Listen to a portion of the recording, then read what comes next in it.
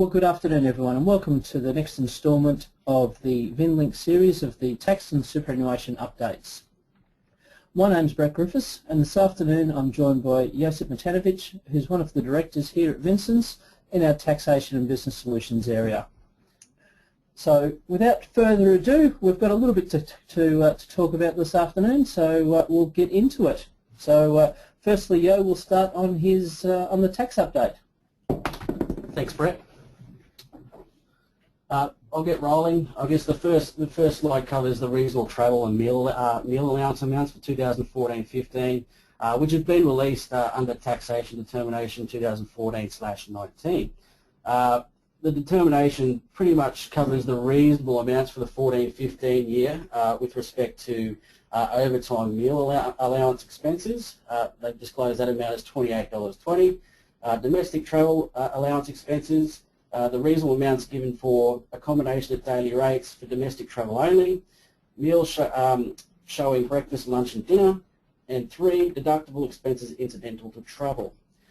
They've also disclosed travel allowance expenses for employee truck drivers, for example, for salaries of $112,610 and below. The reasonable amount for food and drink is $93.40 per day. So that's $22.70 for breakfast, $25.95 for lunch, and $44.75 for dinner. Kim mentioned in the last quarterly update that the bills were being introduced into Parliament for the carbon tax repeal bill. They received royal assent on the 17th of July 2014. The package included 8 bills listed on the slides, on the slide there, in order to abolish the carbon tax.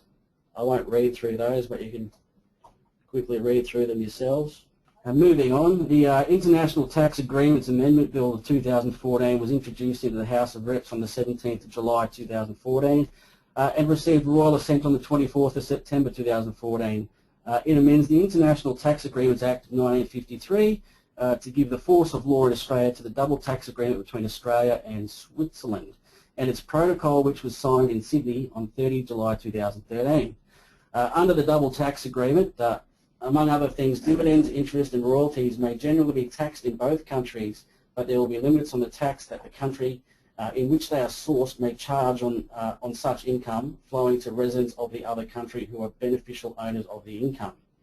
Once the convention enters into force, it will take effect in Australia in 4 stages, namely in respect to FBT, on fringe benefits provided on or after 1st of April 2015, in respect of withholding tax on income derived by a resident of Switzerland, on income derived on or after the 1st of January 2015, in respect of other Australian tax on income, profits or gains derived in the income year beginning the 1st July 2015, and in respect of exchange of information to information that relates to taxation or business years in course on or beginning on or after the 1st of January 2015. The next slide, basically, the ATO started targeting property developers for the improper use of trusts.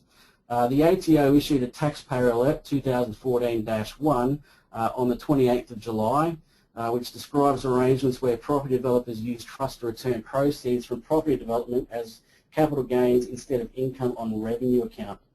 The ATO Deputy Commissioner Tim Dye said the ATO has begun auditing property developers who are carrying out activities which conflict with their stated purpose of capital investment. He said a growing number of property developers are using trusts to suggest that development is a capital asset to generate rental income and claim a 50% capital gains tax discount.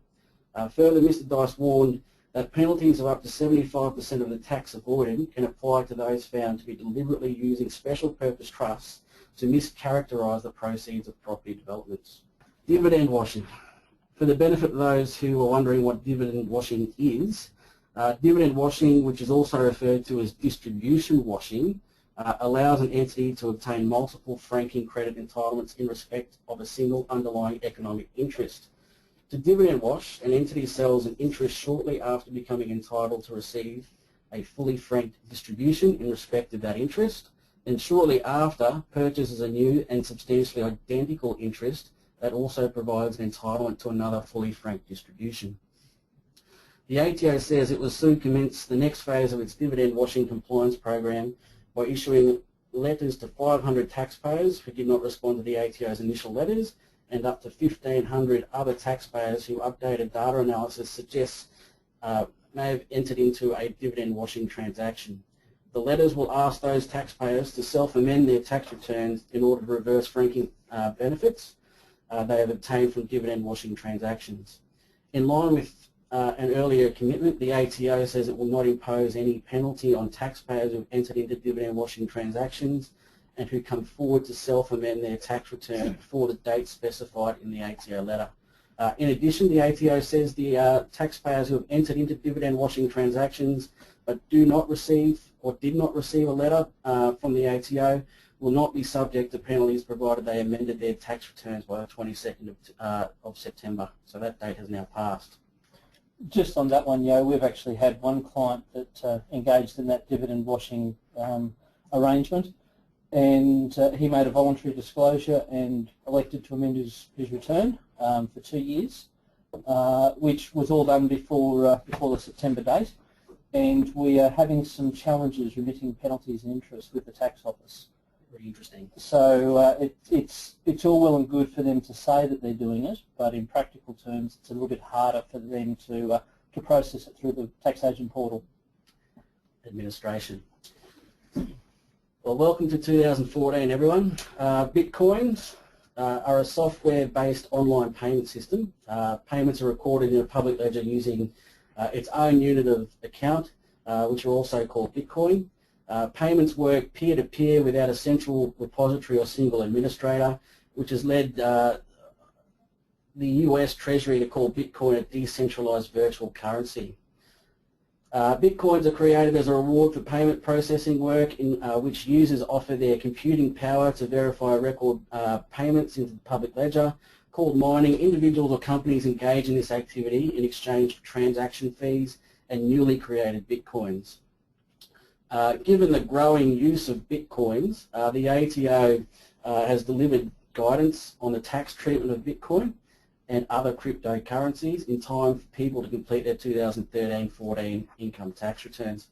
The guidance includes draft taxation determinations and draft GST ruling, which I'll outline a little later. The ATO has also issued a guidance paper which can be found on the ATO website. Under its guidance, the ATO says Bitcoin transactions are treated like barter transactions with similar taxation consequences.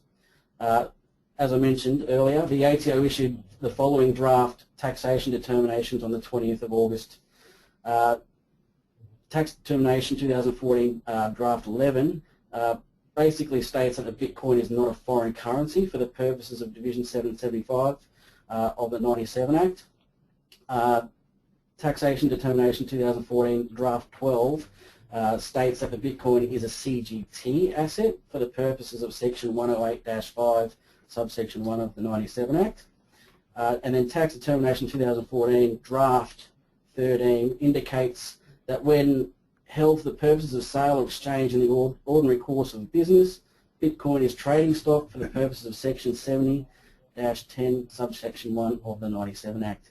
Further, Determination 2014 Draft 14 states that the provision of Bitcoin by an employer to an employee in respect of their employment is a property fringe benefit for the purposes of Section 136 of the FBT Act. The ATO has also issued a draft GST ruling which considers whether Bitcoin is money as defined as Section 195-1 of the GST Act and whether it's a financial supply under Section 40-5 of the GST Act. Broadly, the draft states that the transfer of Bitcoin is a supply for GST purposes, as Bitcoin is not money for the purposes of the GST Act. It also states that a supply of Bitcoin is not a financial supply and therefore is not input taxed. Although I haven't mentioned on the slides, the ATO is also looking into crowdfunding and whether GST may be applicable in some instances. Crowdfunding is another thing that's only really proliferated in recent times. The ATO has informed the Lower House Standing Committee on Tax and Revenue that companies seeking to use non-equity crowdfunding websites such as those operated by Kickstarter may be required to levy GST if they provide something of value in return for donations. So you may commonly see this with recording artists where they're crowdfunding their next release, and as a result of receiving some funding, they'll give a copy of the CD to the person that's come up with some funds. Yeah, just on your point there about crowdfunding being a recent thing. To be fair, Dick Johnson was probably the first one to introduce crowdfunding when he crashed into the rock on Bathurst back in the 80s. That's true. He's well ahead of his time. Right. The next slide is a reminder from the ATO that big businesses need to lodge and pay electronically. So from the 1st of September 2014, which is obviously passed, the ATO will be contacting some businesses on all their registered contacts about the need to lodge and pay electronically to avoid penalties. Just on that, it may be worthwhile checking the portal to see who the registered contacts are, because we've had some cases where outdated email addresses and phone numbers are listed. The ATO has reminded businesses with a GST turnover of $20 million or more that they are required to lodge their BASs electronically and to pay their tax debts electronically. Where businesses do not lodge or pay electronically, the ATO said that they can be subject to a penalty, which is currently at $850 per event. The next slide basically covers off. It's a major piece of. It's basically the professional firm profits and assessing the Part 4A risk. The ATO has released some draft guidelines.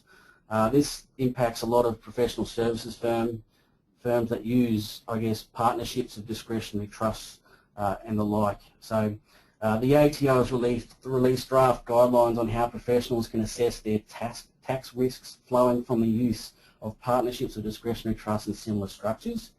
The guideline explains how the ATO will assess the risk of Part 4A applying to the allocation of profits from a professional firm carried on through a partnership, trust or company where the income of the firm is not professional services income. In particular, the ATO are concerned that Part 4A may apply to schemes which are designed to ensure that the individual professional practitioner, let's call them IPPs, is not directly rewarded for the services they provide to the business or receives a reward which is substantially less than the value of those services. So where an IPP attempts to alienate amounts of income flowing from their personal exertion as opposed to income generated by the business structure, the ATO may consider cancelling relevant tax benefits under Part 4A. This is particularly the case where, I guess, the level of income received by the IPP, whether by way of salary, distribution of partnership or trust profit, dividend or a combination of them, does not reflect their contribution to the business and is not otherwise explicable by the commercial circumstances of the business. Another point is the tax paid by the IPP and or its associated entities on profits of the practice entity is less than that would have been paid if the amounts were assessed in the hands of the IPP directly. And I guess if the IPP is in substance being remunerated through arrangements with their associates and the structure does not provide the IPP with advantages such as limited liability or asset protection.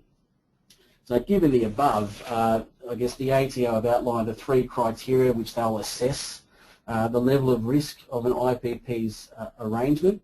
The three criteria are, one, the IPP receives assessable income from the firm in their own hands as an appropriate return for the services they provide the firm. In determining an appropriate level of income, the taxpayer may use the level of remuneration paid to the highest band of professional employees providing equivalent services to the firm, or if there are no such employees in the firm, comparable firms or I guess relevant industry benchmarks, and or 50% or 50% or more of the income to which the IPP and their associated entities are collectively entitled, whether directly or indirectly through interposed entities in the relevant year, is assessable in the hands of the IPP, or 3, the IPP and their associated entities both have an effective tax rate of 30% or higher on the income received from the firm. I guess IPPs will be treated as or rated as low risk and will not be subject to compliance action on this issue where they meet at least one of the three criteria that I've just outlined. Where none of the guidelines outlined can be satisfied, the IPP's arrangement will be considered higher risk. Where the arrangement is deemed high risk, the lower the effective tax rate, the higher the ATO will rate the compliance risk posed by the arrangements, and the greater the likelihood of the ATO compliance action being commenced. The guidelines will apply from the 2014-15 year and beyond, with a review of guidelines due during the 2016-17 year, subject to the possibility of judicial guidance pending an appropriate test case being identified. It's probably advisable just to have a look at your own current structures, making sure that you tick off on one of those three criteria. I'm guessing you don't want to be the test case that they take on. Okay, the Mining Resources Rent Tax Repeal Bill passes with some amendments. In the last quarterly update, Kim mentioned that the MRRT Repeal Bill was being introduced to Parliament. Thanks to the Palmer United Party and the Motor Enthusiast Party, some amendments have been made, including confirmation that the income support bonus will continue until 31 December 2016, confirmation that the current school kids bonus will continue to 31 December 2016, but a means test will be applied so that only families on incomes up to $100,000 per annum would qualify. Confirmation that the low income super contribution in its existing form will apply until 30 June 2017, and an increase in the compulsory superannuation rate from its current 9.5% to 10% from 1st July 2021, and by 0.5% per year from 1 July 2022 until it reaches 12% for the year beginning 1 July 2025. This essentially means that the super guarantee rate will be fixed at 9.5 for the 7 years, 1 July 2014 to 30 June 2021. So for those of you who are playing along, playing SGC bingo, that actually means a further deferral of 2 years on the increase of the SGC up to the 12%, which was on top of, I think, another additional 3 years that the Coalition put on initially based on what Labor proposed from the outset. So it's slowly getting pushed further and further out, that increase to 12%. The Minerals Resource Rent Tax Repeal and Other Measures Bill 2014 received royal assent on the 5th of September 2014. As a result, the government said the schedules contained within that bill will have the following dates of effect for most taxpayers. Schedule 1, which is the abolition of mining tax from the 1st of October, with taxpayers' final MRRT, even if it's a part year, ending on the 30th of September 2014. Schedule 2, which covers the abolition of the company loss carryback, applies from the 1st July 2013. Schedule 3, which covers the reduction in the instant asset write-off, applies from the 1st of January 2014. Schedule 4, which covers the abolition of the accelerated depreciation for motor vehicles, applies from the 1st of January 2014. And Schedule 5, which covers the abolition of geothermal energy concessions, applies from the 1st of July 2014. The ATO has issued a separate media release outlining how this assistance will be provided with some key points. With the mining tax repeal, the effect of the repeal is that entities will no longer accrue further MRRT liabilities from the 1st of October 2014. The ATO said it will be consulting with the industry to implement the administrative approach. In respects to the company loss carryback provisions, the repeal of company loss carryback provisions applies from 1st July 2013 for most taxpayers. Companies who have claimed the offset and are now no longer eligible to be will be contacted by the ATO about their circumstances.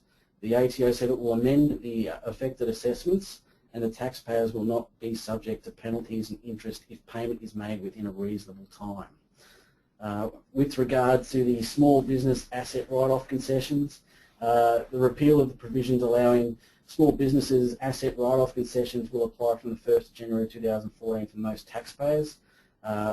Those taxpayers who have lodged their 2013-14 income tax return under the previous law should now seek amendments to reduce their depreciation claim.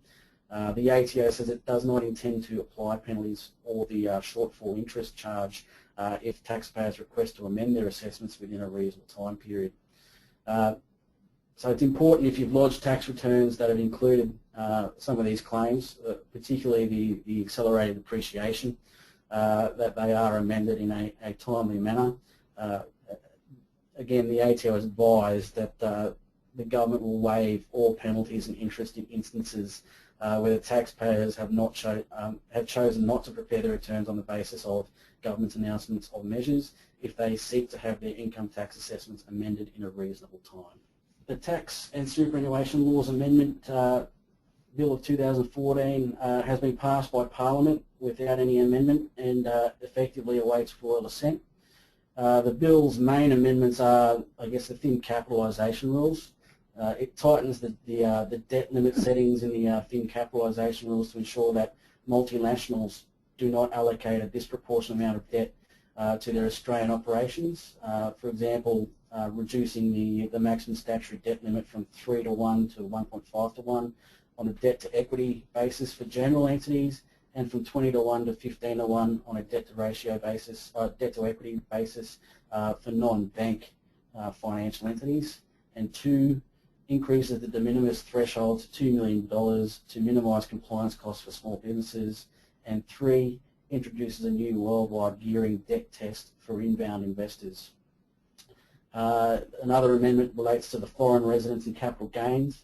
It amends the 97 Act to ensure that foreign residents' capital gains tax regime operates as intended by preventing the double counting of certain assets under the principal asset test. A technical correction would also be made to the meaning of the permanent establishment in section 885-15 of the 97 Act. Another one of the amendments relates to, I guess, foreign dividends. It rewrites and reforms the existing section 23AJ exemption for foreign non-portfolio dividends in the 97 Act. For example, the exemption will apply where an Australian corporate tax entity holds a participation interest of at least 10% in a foreign company. And finally, one of the amendments relates to tax receipts. It would amend the tax law to provide greater transparency to taxpayers about how their tax money is spent by requiring the Commissioner of Taxation to issue a tax receipt to individuals for income tax assessed to them. Now, you may have already seen these on the individual assessments. It's a nice little coloured bar chart that's attached to the assessment, rather impressive. Now, we've noticed a lot of audit activity in relation to maximum net asset value tests in recent times. You need to ensure when you're looking at this test it's thoroughly calculated in assessing your client's ability to access the small business CGT concessions. I'll also quickly mention that given the ATO's increased audit activity not only in this area, it may be worth considering offering an audit insurance service to your clients. The last VIN-link newsletter contains an article written by our audit insurance provider, so I urge you to go and have a look at that. One case that has popped up in relation to the maximum net asset value test is an AAT case, Scanlon and I guess the FCT. The AAT has found that husband and wife taxpayers who were the sole shareholders and directors of a healthcare company were not entitled to the CGT small business concessions in Division 152 of the 97 Act in respect of the capital gain they made on their shares in the company in the view of the AAT's finding that they did not satisfy the $6 million maximum net asset value test. In doing so, the AAT dismissed the taxpayer's claim that the ETPs paid to them by the company totaling some $2.75 million prior to the sale were liabilities to be taken into account for the purposes of the maximum net asset value test. Instead, the AAT found that the ETP liability was not enforceable liability that had arisen just before the relevant CGT event as required in order to be taken into account as a liability when assessing the maximum net asset value test. In addition, the AAT also found that if such liability did in fact exist at the appropriate time, then it was not related to the CGT assets of the business as required for the purposes of the maximum net asset value test. Furthermore, the AAT dismissed the taxpayer's claim that the rights to receive the ETP were assets used solely for their personal use and enjoyment, and therefore should be excluded from the maximum net asset value test. In any event, the AAT agreed with the Commissioner that the company's obligation to pay the ETPs to the taxpayers formed part of the capital proceeds for the CGT event that gave rise to the sale and therefore helped generate the capital gain rather than being a liability in respect of it. Finally, the AAT upheld the 25% shortfall penalties for failing to take reasonable care. So it places great importance on getting these sort of calculations right because the penalties can be up there. We're assuming that the net assets exceeded $6 million, so that the penalties could have been substantial in this case. Yes, it's also worthwhile mentioning that Paul Green in our commercial forensic area is spending a lot of time involved in PI claims regarding the CGT small business exemptions, particularly around that net asset value testing. So it's an area that if you're advising clients on it, that basically you need to tread very carefully because it's a litigant's nightmare, or litigant's dream I should say at the moment, this area. I agree. My final slide. This one is for the liquidators out there. It's just a case that's popped up between the Commissioner and the Australian Building Supplies, which was in liquidation. The liquidators were appointed to the taxpayer, sold a property originally owned by the taxpayer for a capital gain of 1.12 million. An assessment of tax had not been issued in respect of the gain, but was expected to be issued to the taxpayer. The issue before the court was whether Section 254 subsection 1D obliged the liquidators as trustees in terms of the definition of trustee in Section 6-6 of the 1936 Act to retain amounts from the proceeds of sale to pay the tax to be assessed in respect of the sale as the Commissioner intended. The full federal court unanimously held that Section 254 only imposes an obligation of retention once a relevant assessment has issued. It did so for reasons different than those found in the first instance. They were essentially that Section 254 is a collecting section, and as a result has no operation to render a trustee liable to be assessed a tax if the trustee is not otherwise liable to be assessed by assessment under the provisions of Division 6 of Part 3 of the 1936 Act. The decision of the full court of the federal court handed down in this case offers some welcome certainty to administrators, receivers and liquidators in relation to their obligations with respect to post-appointment tax liabilities. Excellent stuff. Thanks, Joe. Moving on to, I suppose, the super updates that have occurred in the last 6 months. Now, basically, there hasn't been a lot of new developments kicking on in relation to court or decisions from the tax office themselves, let alone any legislative instruments, except obviously about the prolonging of the SGC rates. So firstly, I just wanted to touch on the good work the ATO have done on their website. The web address there, what they're referred to as their SMSF resources, is basically a section on the ATO's website that you can go to as a professional or as a trustee to look for all different manner of things in relation to self-managed super funds. So these things they've got some videos up there, they're putting some case studies up there, so more example type situations. So there's one up there at the moment, for argument's sake, about residency, as well as they've got what's called a technical section, which relates, I suppose, provides fact sheets and that sort of thing for all sorts of bits and pieces, like record keeping, Div 293 tax and how that works, limited recourse borrowing arrangements, pension frequently asked questions, that sort of thing. There's also a number of speeches and publications that they've put up there, including the good guides that the ATO have put together about running a self-managed super fund, about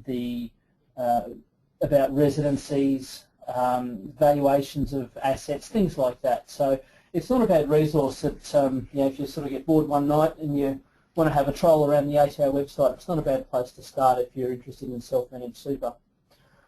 Also, they've developed this thing called SMSF Assist, which is essentially a subset of that resources section, where you can go to the website and put in via some drop-downs, some categories and subcategories, and it will give you the options of all the different material the tax office has on their website about that particular topic. So it might be the monthly SMSF news articles that they put together, or other fact sheets or other publications that they've got there. So once again, not a bad place to go looking for information if you need it. Also worthwhile just highlighting the ATO's compliance focus at the moment. Now, obviously, Josip's already mentioned the whole dividend washing thing. That's still going on, and from what I understand, the ATO are continuing to issue more please explain notices to taxpayers, particularly self-managed super funds, because obviously that's where you get a lot of the benefits. Some other things the tax office are looking at are overseas seminars. So essentially where trustees set up a self-managed super fund and throw it into the good mix is a holiday to Bali or Fiji or somewhere like that. Essentially that questions the sole purpose of setting up the super fund. Home loan unit trusts, which is where a self-managed super fund invests into a 1322C trust, and then the occupancy of that property inside that trust just so happens to be the residential property of the trustees of the fund, which is obviously a big no-no. Dividend stripping. So the ATO have seen instances where companies that have large franking credits in them are being acquired by self-managed super funds so they can strip out those franking credits back to the self-managed super fund and therefore get the refunds for the imputation credits. Illegal early release. This one's been on the radar since Adam was a boy. Basically, it's something the tax office are always looking at and always having some challenges with. So they continually are looking at that. And I suppose with that, it's not just about setting up super funds to then remove the money. It may be some more complicated structures, such as putting it via different entities to ultimately access that money as well. Lodgements is an ongoing concern for the tax office. I was reading recently that for the 2013 year, there's still some 20% of returns not yet lodged. Now, I must admit, I think the 2013 year was probably one of the harder ones from an accounting or administrative point of view. Just given the changes that we've had in relation to the auditor requirements, I believe that auditors have probably been a bit more fastidious than what they may have been previously. The investment strategy requirements, I think that certainly held up the compliance lodgement of a lot of super funds. And just generally, I think there's a lot more, with the penalty regime coming on, people are a bit more cautious and a bit more black and white about things, if you like. So it's certainly been a bit more difficult to get that flow of work through. So I'm sure we'll see those issues settle down, but that's certainly what I've been seeing, not obviously only from our practice, but also from people that I talk to within the industry. And finally, the tax office at the moment is on this bit of a event, if you like, about exempt current pension income. Now, you may have noticed some changes to the 2014 tax return around this particular area, and that's more so the ATO has the ability to do some very detailed data matching and comparative analysis as to the income that's being claimed or the deductions that are being claimed and that sort of thing, just to ensure that everything is being done as it is intended. Now, it can be quite a technical area when you're dealing with exempt pension income, whether it be segregated or unsegregated. They can both be equally complicated. Where within our client base here at Vincents, we've certainly noticed that the ATO is coming to help of more like recent times. Essentially what they're doing is internally they operate under a new risk matrix. So once the auditor has lodged a contravention notice, so an ACR, Auditor Contravention Report, the ATO will then within 6 to 8 weeks undertake a risk assessment of that fund, as well as the accountant involved as well, I might add. So essentially if the trustees, if their breach is considered a low risk, then basically it means that there was a minor breach on the ACR, and the tax office will typically just send the client out or the trustees out a letter saying you've done the wrong thing, don't do it again. Then there's the medium risks. Now medium risks can be anything from a new fund with a minor breach, so essentially the tax office want to nip any problems in the butt quite early. There might be several minor breaches in there, so for argument's sake it might be a in arm's length issues and of the like. And there might be several of those, or there might be some more serious breaches that have been rectified, that have been identified. However, they have been rectified. So rectification is a really big part of this process. If you can have the breach rectified prior to the ACR being lodged, then the tax office are more likely to consider it a medium risk rather than a high risk. With a medium risk, you'll basically just get a phone call from the tax office, and even if you are the contact on the account via the portal, they will call the US tax agent and say, hey, we want to talk to the trustees. They've got 2 weeks to do it. So they actually want to talk to the trustees directly. So you don't want either your client not calling them, or you don't want them calling them, talking to them, and either putting their foot in it, if you like, by saying, oh, look, I don't know, my accountant does all that, and that sort of thing. The tax office are really trying to identify that the client is fully aware that A, that there was a problem, and B, that they've fixed the problem up. Bearing in mind that from that conversation, if the ATO aren't satisfied with the responses, they can go from a medium risk to a high risk. And what does a high risk mean? Of course, usually it means that there's a serious breach in there, or that there's been a few of the more serious breaches that haven't been rectified as yet. Now, that basically means a desk or field audit. So that's where you have to, you get the lovely letter from the tax office saying you need to provide us with all this information for the past 5 years, or whatever the time frame may be, and basically your client's incurring a number of fees without a lot of benefit. And Josip mentioned before about audit insurance. The practice that we adopt here is that as soon as a breach has been identified, we recommend the client take out audit insurance if they don't already have it, because there's a pretty fair bet that they will get an audit notification. Now, I know I've spoken about this on more than one occasion, but I suppose the ATO is sort of providing a little bit more clarity about their penalty powers and the new regime that they've had since 1 July this year. Firstly, there is some education material that is now available for trustees.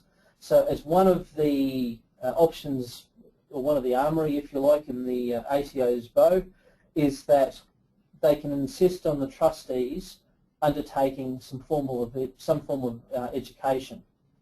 Now, the professional bodies, the CPAs and the Institute, have got together and developed a website that provides some SMSF trustee training materials, and the ATO are essentially leveraging off that and using that as their basis for their training material.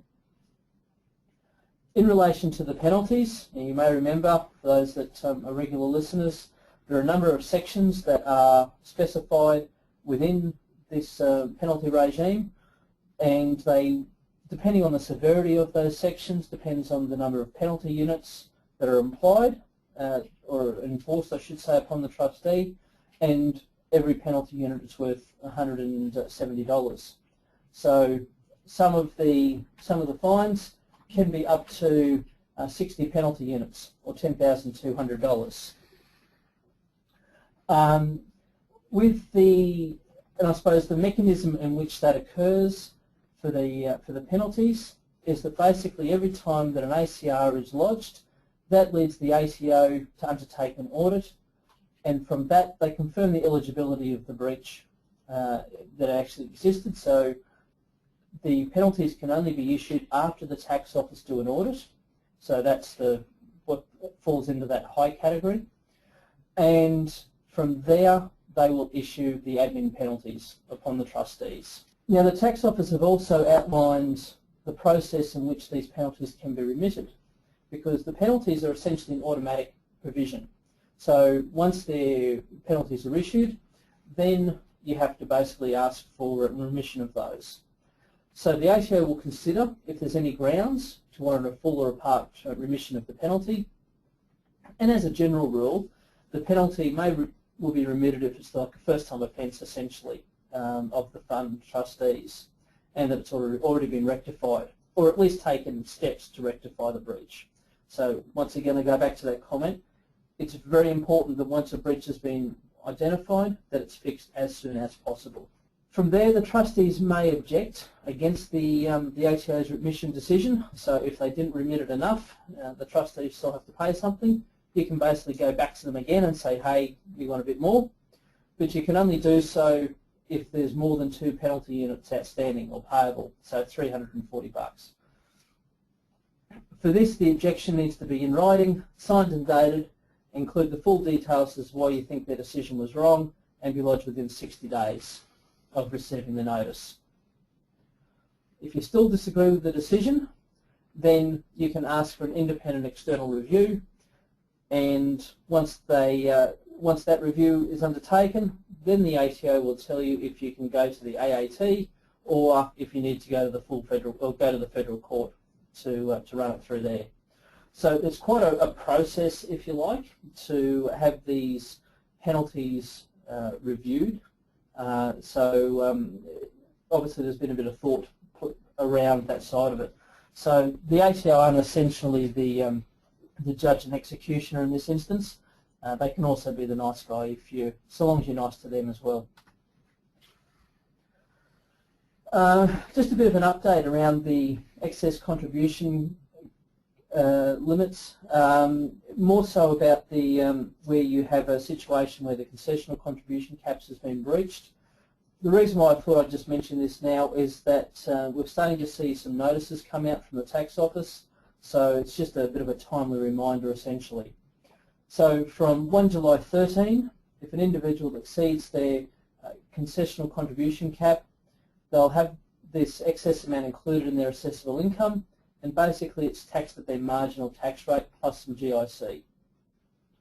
Now the individual can elect to have up to 85% of this excess contributions refunded or paid from the super fund by completing a specific election form. And if they do that, then the ATO will issue the nominated super fund with a release authority, and then the fund must pay the tax office within 7 days. And there'll be a unique payment reference number on each authority. Now once again, that's a bit of a process, but essentially that is because it's actually built into the SIS legislation, so it does not fall under the early access or early release regime. So basically it's a process that needs to be followed, and needs to be followed quite succinctly, so that way you're not in breach of the Act. Now basically, hot off the press, we've received an exposure draft for the excess of the non-concessional contribution caps. So you may remember that in the budget that was handed down in May this year, the tax office, the government mentioned about having a mechanism whereby excessive non-concessional contributions may be refunded back to the members. Well, the exposure draft, as I said, was released on Friday, so we're a little bit clearer as to how this process will work. So essentially, it's proposed that an individual can withdraw the excessive non-concessional contributions made after 1 July 2013. So once again, it's in synergy with the concessional contributions excess regime. Interestingly though, with the non-concessional regime, that they've allocated this terminology of associated earnings. So basically, you pull out the excess amount, but you're also going to be assessed against in your tax return at your normal marginal rates for this associated earnings. Now, the associated earnings is basically the amount that's calculated using an average GIC rate for the financial year in which the excessive contribution was made, and they do that by converting it to a daily rate and then applying it to the excess amount for the period commencing 1 July of the financial year in which the excessive contribution was made, and ending on when the ATO actually makes the determination. So if it is 2 years before the ATO realise that you've made a excessive non-concessional contribution, then basically you'll have 2 years worth of interest to add to your personal tax return. Even if the member withdraws all of the money out of super and they no longer have any superannuation because they've met a condition of release, then that associated earnings is still included in their marginal tax return. It's also important to note, once again, there's a whole mechanism or process around all this, is that once the member receives the determination from the tax office, they've got 60 days to elect for that money to be refunded out of their super fund. The refunded amount must come from the tax-free component first and then their taxable component. That's obviously because it's a non-concessional contribution, so therefore it's a tax-free component. However, if there's been loss of earnings, then the tax-free portion might not be enough to cover what's been refunded. Also, there doesn't appear to be a requirement for the refund to come from the same super fund that actually received the non-concessional contribution. So, for those of you who are switched on about all this, it may actually mean that you could potentially run 2 super funds, one which receives your non-concessional contributions, ones which receive your taxable or concessional contributions, and you can basically cherry pick which super fund refunds the component that happens to be excessive. Now, it's probably not really a strategy that's worth running, but it appears that the option's there. So it's something that we'll obviously look at in the coming weeks to see how the numbers stack up. Once a refund from the super fund has occurred, the super fund must notify the ATO of the amount that was released within 7 days, and if all that doesn't occur within the prescribed time periods, then the ATO can issue administrative penalties. So once again, important that the process happens correctly. I thought it was also worthwhile mentioning about the relaxation of wholesale investor requirements for trustees of self-managed super funds. As accountants, we're often asked to sign sophisticated investor certificates for our clients. Now, theoretically before, for a self-managed super fund to invest in wholesale products, it technically should have been required to satisfy a $10 million test, where now that's changed. So the threshold to determine for a self-managed super fund, if it's a wholesale or retail investor, is now $2.5 million, which is in line with a normal individual person. So basically, under the Corps Act, they go through a number of requirements to be classified as a sophisticated investor. So the value of the product is more than $500,000, the person's net assets is $2.5 million, or their gross personal income is at least $250,000 in the previous 2 financial years, or they've been classified as a professional investor. Now, what's actually interesting by that is that there isn't actually a definition per se about how those numbers can be made up. So in the situation where you have a trustee of a self-managed super fund, it could be their member balance as well as their personal assets. So it's almost like a bit of a catch-all that you can apply to that requirement. The ATO has made some noises or updated their website essentially about residency inside super funds, self-managed super funds I should say, and specifically about the rollover. So it's been a long time held view that a rollover to a self-managed super fund from an industry or retail fund is essentially a contribution for the purposes of the active member test. So the ATO have basically put in black and white that they do agree with this view. So once a member becomes, once a member of a self-managed super fund becomes a non-resident, then it's I suppose prudent to ensure that there's no contributions or rollovers or benefit transfers of assets into the super fund, into that self-managed super fund, because then you have the active member test which may be breached, and if that happens, the fund becomes non-resident. If the fund becomes non-resident, then essentially it loses its concessional tax, so it's taxed at top marginal tax rate. Not a very good outcome. So it's an area that you really need to tread very carefully with.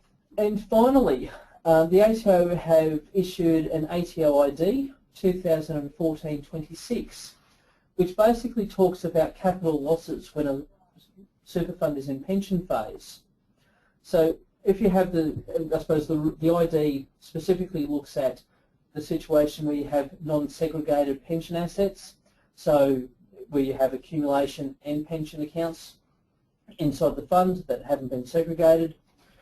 What this ID essentially confirms is that any capital losses are recognised in full and essentially can be used to offset any future capital gains.